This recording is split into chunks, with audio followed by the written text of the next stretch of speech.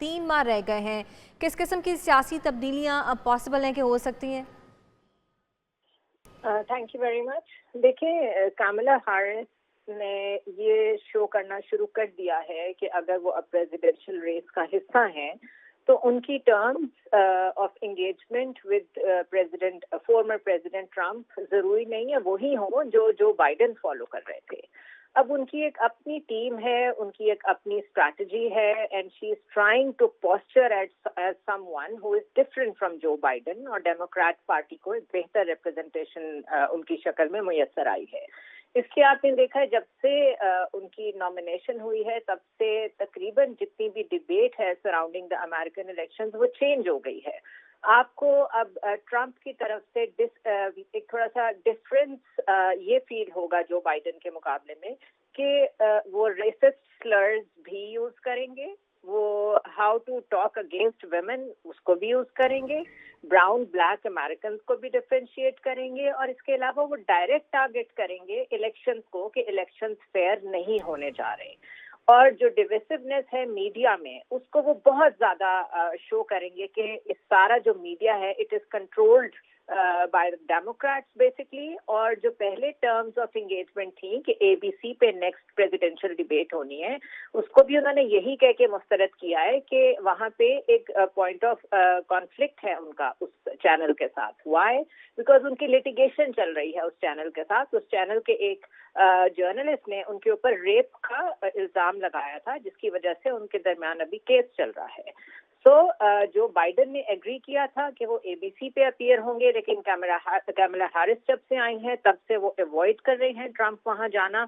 और एक और बड़ी इम्पोर्टेंट चीज ये है कि अब जो डिबेट होगी वो ऑडियंस के बगैर नहीं होगी, यानी सारे गेम्स हैं सराउंडिंग द इलेक्शंस वो चेंज होने जा रही हैं कामला हैरिस के आने से।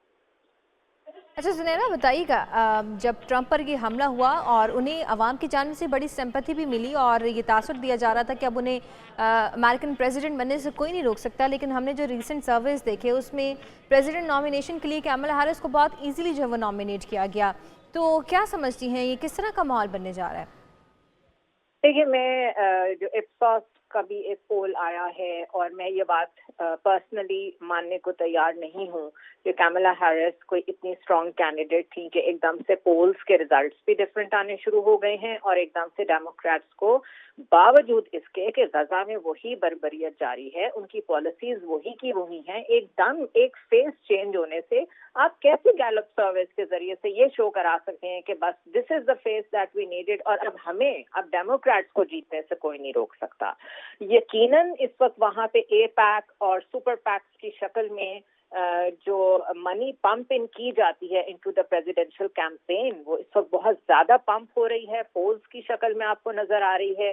जो खबरें हैं मीडिया में वो आपको साइड लेती भी नजर आएंगी कामला हैरिस की, because the state really wants कि जो कॉन्टिन्यूटी चल रही है उनकी ग्रेटर स्ट्रैटेजी में उसमें डेमोक्रेट्स ही जीते। इसीलिए आपने नोट किया होगा कि ट्रम्प ने और ट्रम्प की टीम ने ऑलरेडी इलेक्शंस को क्वेश्चन करना शुरू कर दिया है।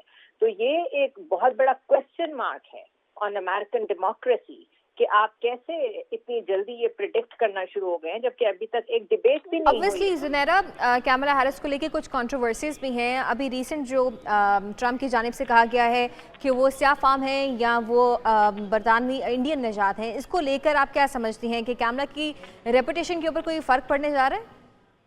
नहीं, देखिए, जो एक एवरेज प्रोग्रेसिव अमेरिकन है वो तो इन चीजों को बिल्कुल माइंड नहीं करता। रेसिज्म तो कोई भी उसका अगर एज अ स्लर यूज करता है तो वो गलत है। मैंने अभी पहले कहा कि आपको सेक्सिज्म भी नजर आएगा, उनके औरत होने पे भी तनकीद होगी, उनके ब्राउन होने पे भी तनकीद होगी, लेकिन ये सब कुछ वाइट अमेरिकन कहते हैं, इससे फर्क बहुत कोई शुक्रिया ज़ुनैरा आपके टाइम का। और अब ये अमेरिकन इलेक्शंस 3 माह बाद होने जा रहे हैं और ये क्या सियासी माहौल बन चुका है इस पर ज़ुनैरा अपने तजज़िये से हमें बता रही थी। और अब आप